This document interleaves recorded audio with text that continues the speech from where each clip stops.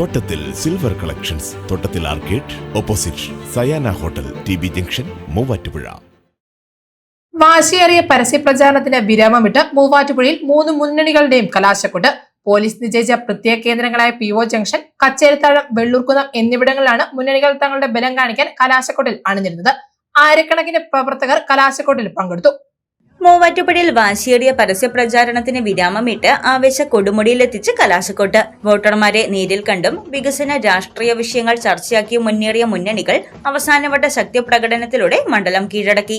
മുന്നണി പ്രവർത്തകർ മുഖാമുഖം വരുന്നത് ഒഴിവാക്കാൻ പോലീസ് നിശ്ചയിച്ച പ്രത്യേക കേന്ദ്രങ്ങളിലാണ് ആവേശ പ്രകടനം നടത്തിയത്. 3 മുന്നണികളിലുമായി ആയിരക്കണക്കിന് പ്രവർത്തകരാണ് മുന്നണിയുടെ ബലം കാണിക്കാൻ കലാശക്കൊട്ടിലണിനിരുന്നത്. UDFന് PO ജംഗ്ഷനിലും LDFന് കച്ചേരിത്താഴവും NDAക്ക് വെള്ളൂർക്കുന്നം ജംഗ്ഷനുമാണ് കലാശക്കൊട്ടിനായി അനുവദിച്ചിരുന്നത്. വാദ്യമേളങ്ങളുടെയും കൊടിത്തോരണങ്ങളുടെയും അകമ്പടിയോടെയാണ് സ്ഥാനാർത്ഥികൾ തങ്ങളുടെ അവസാന നിമിഷ പ്രചരണത്തിനായി മണ്ഡലത്തിലെത്തിയത്. 25 ദിവസത്തോളം നീണ്ടുനിന്ന പ്രചരണത്തിനാണ് പരിസമാപ്തി കുറിച്ചിരിക്കുന്നത്.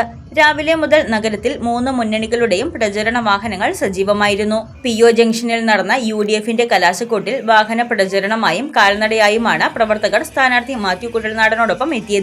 മുദ്രാവാക്യം വിളികളും വാദ്യമേളങ്ങളുമായി നഗരത്തെ ആവേശ കൊടുമുടിയിലെത്തിച്ച പ്രകടനങ്ങളാണ് നടന്നത്. സ്ഥാനാർത്ഥിയെ തോളിലേറ്റിയുമാണ് പ്രവർത്തകർ ആവേശം പ്രകടിപ്പിച്ചത്.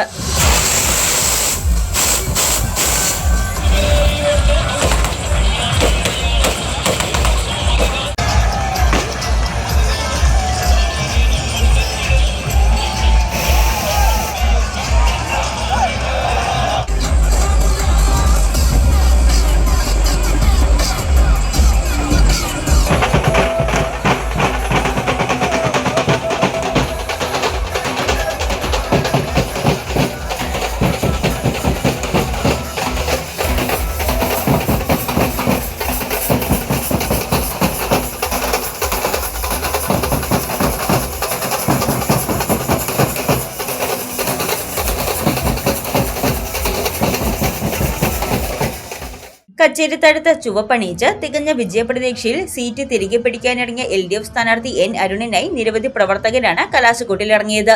നഷ്ടപ്പെട്ട മണ്ഡലം എന്തു വില കൊടുത്തും തിരിച്ചു പിടിക്കാനുള്ള കഠിന പ്രയത്നത്തിലാണ് LDF തങ്ങളുടെ ശക്തി തെളിയിച്ചത്.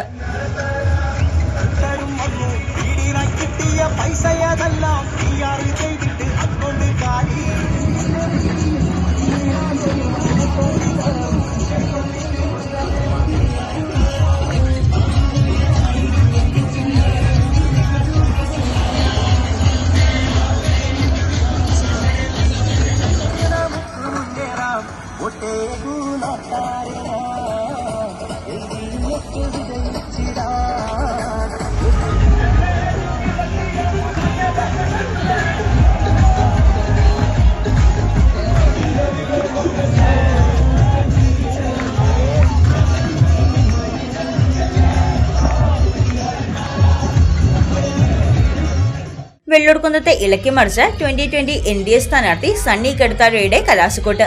NDAയുടെയും 2020യുടെയും 100 കണക്കിന് പ്രവർത്തകർ കലാശക്കൊട്ടിൽ പങ്കെടുത്തു.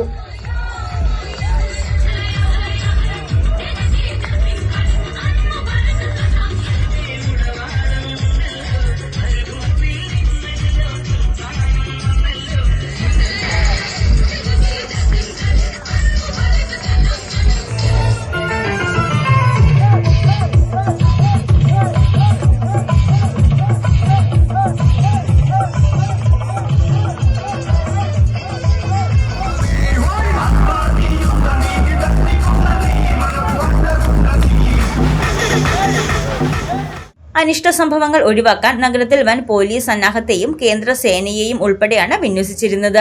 നേരിട്ടുള്ള നിരീക്ഷണത്തിനു പുറമെ ആധുനിക സാങ്കേതിക വിദ്യകളായ ഡ്രോൺ ക്യാമറകളും വീഡിയോ റെക്കോർഡിംഗും സുരക്ഷയ്ക്കായി ഉപയോഗിച്ചു.